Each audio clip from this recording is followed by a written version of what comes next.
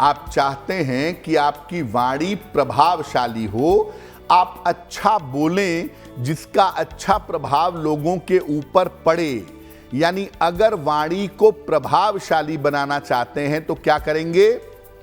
रोज सवेरे जल में हल्दी मिला करके सूर्य भगवान को जल चढ़ाइए। हल्दी का तिलक अपने माथे पर और अपने कंठ पर लगाइए। सलाह लेकर के एक पीला पुखराज या एक पन्ना धारण करिए, बहुत अच्छा रहेगा।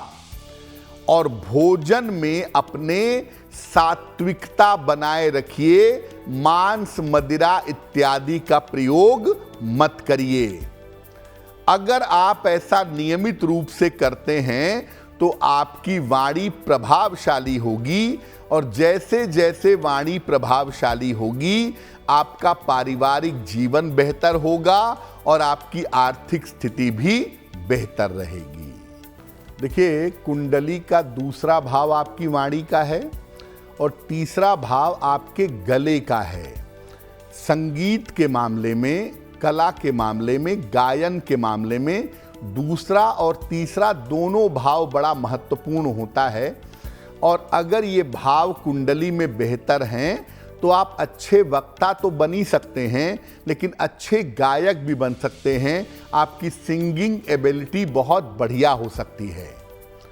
अगर आप संगीत के क्षेत्र में हैं, गायन करते हैं, तो सलाह लेकर के एक पन्ना या एक पीला पुखराज पहनिए, आपको लाभ होगा।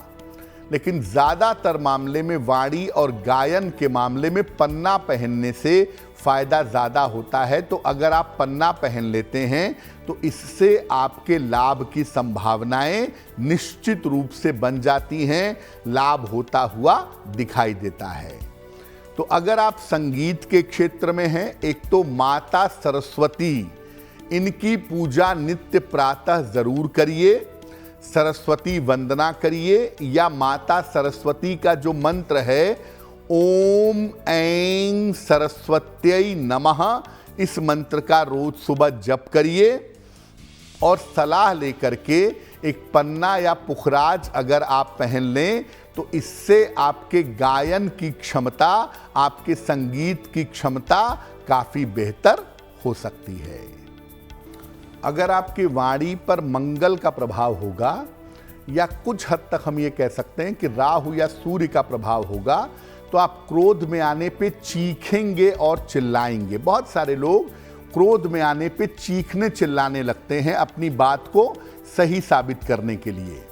तो अगर आप चीखते चिल्लाते हैं तो उसके बहुत सारे नुकसान हैं, क्योंकि आर्थिक रूप से मुश्किल होगी, आँखों की समस्या होगी, आपका पैसा डूबेगा, आप कर्जे के शिकार होंगे। ये सब तो नुकसान है ही, लेकिन चीखने चिल्लाने से आपकी अपनी जो पर्सनैलिटी है वो भी ख़राब होगी और आपके रिश्ते भी बिगड़ेंगे। तो अगर आप कंट्रोल नहीं कर पाते क्रोध पर और क्रोध के दौरान चीखने चिल्लाने लगते हैं और आप चाहते हैं कि ऐसा आपसे ना हो, क्योंकि शांत होने पर आपको लगता है कि गलती हो गई, क्या करना चाहिए?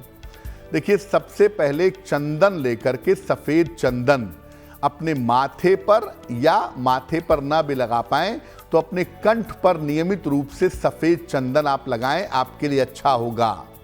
और दूसरा, अगर आपको क्रोध में चीखने चिल्लाने की आदत है तो आप कोशिश करें कि दही का सेवन करें। शुक्र थोड़ा मजबूत होगा और शुक्र आपकी वाणी में सॉफ्टनेस पैदा करेगा।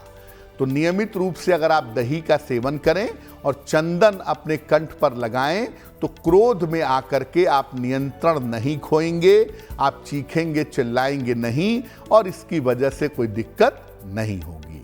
एस्ट्रो तक ऐप पर आपको मिलेगा भविष्य से जुड़े हर सवाल का जवाब। डाउनलोड कीजिए एस्ट्रो तक ऐप और चुटकी में जुड़िए इंडिया के बेस्ट एस्ट्रोलॉजर से।